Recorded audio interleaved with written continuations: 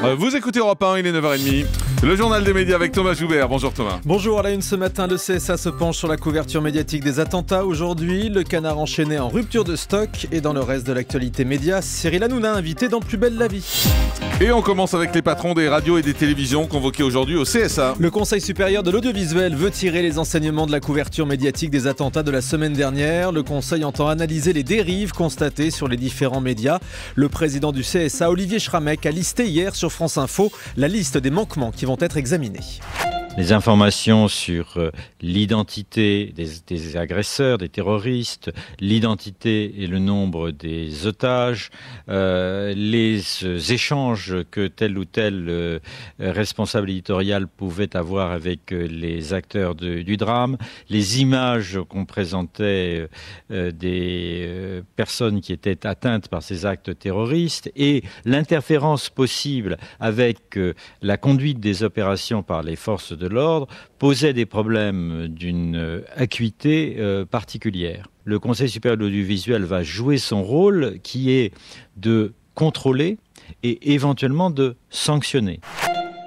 Voilà, Olivier Schramek, le président du CSA, et dans un instant, c'est Memona Interman, membre du CSA, qui sera en direct avec nous sur Europe 1. Et toujours à propos de cette couverture médiatique, Kitélé dément les accusations du Canard enchaîné. Dans son édition d'hier, le Canard écrivait qu'Itélé avait donné à l'antenne le nom des frères Kouachi et celui d'un lycéen qui n'était en rien concerné avant même la publication de l'avis de recherche. Ce que dément Itélé, dans un communiqué, la chaîne affirme n'avoir jamais divulgué le nom des suspects avant la police. Nous avions les noms, mais nous avons choisi de ne pas les donner. La directrice de la rédaction d'Itélé déclare avoir entamé un examen précis de tout ce qui s'est dit à l'antenne pendant ces 3 jours de direct. Et puis sur l'autre chaîne info, BFM TV, Dominique Rizet se défend d'avoir donné trop d'infos. Le spécialiste police-justice est notamment accusé d'avoir annoncé à l'antenne la présence d'une personne cachée dans la chambre froide de l'hypercachère de la porte de Vincennes pendant la prise d'otage. Interrogé par le site Arrêt sur Image, Dominique Rizet déclare « Je fais gaffe à tout, je sais ce que je fais, je sais que l'otage était parfaitement en sécurité. » Et le journaliste s'emporte. « Le jour où je vais expliquer ce qui s'est passé, tout le monde va se sentir complètement con. » Fin de citation. Et puis c'est toujours la ruée dans les kiosques, Julie nous le disait, elle n'a pas trouvé ce matin encore, dans les kiosques pour obtenir Charlie Hebdo. 1 million d'exemplaires déjà écoulés hier, des retirages massifs sont prévus dans les prochains jours. Faute de pouvoir l'acheter hier, de nombreux clients se sont reportés sur le Canard enchaîné qui s'est aussi retrouvé en rupture de stock. Le journal a décidé de réimprimer 350 000 exemplaires pour aujourd'hui. Et fait rarissime, Libération a dû aussi lancer une réimpression hier. Tous les numéros sortis le matin étaient vendus à la mi-journée. Et puis c'est aujourd'hui qu'auront lieu les obsèques de plusieurs victimes d'attentats. Wolinski sera inhumé aujourd'hui dans la plus stricte intimité à Paris. Un hommage sera rendu à Tignouz à Montreuil avant une cérémonie au Père-Lachaise. L'économiste Bernard Marie sera enterré dans la région toulousaine. Funérailles également de la psychiatre Elsa Kayat au cimetière du Montparnasse. Hommage à Mustapha Ourad dans son village natal d'Algérie aujourd'hui. Franck Brinsolaro, le garde du corps de Chartres, sera aussi inhumé aujourd'hui à 11h. Le dessinateur, quant à lui, sera enterré demain à Pontoise, tout comme Honoré au Père-Lachaise à Paris. Hier ont déjà eu lieu les obsèques de Cabu à Châlons-en-Champagne et de Michel Renaud à Clermont-Ferrand. J'ajoute que les obsèques de Clarissa Jean-Philippe, la policière de Montrouge, se tiendront dimanche en Martinique.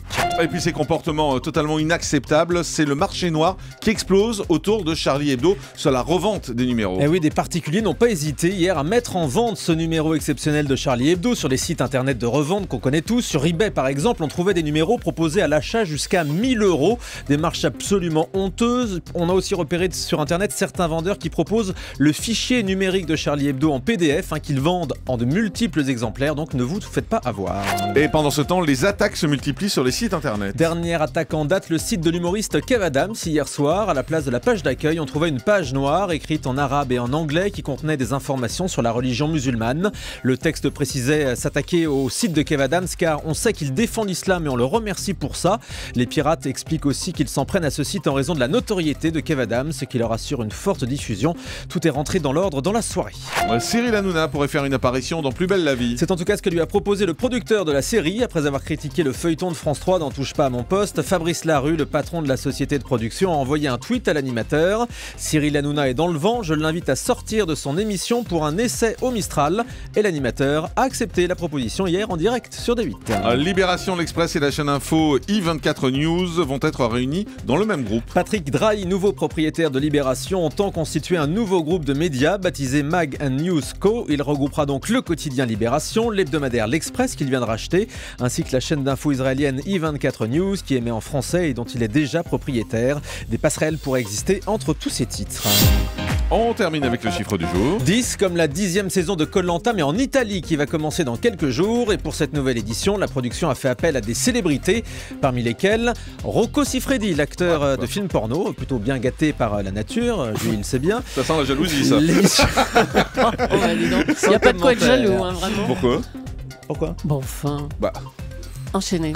Alors, Pas ce de quoi être jaloux. Koh-Lanta avec Rocco Siffredi commencera le 26 janvier prochain.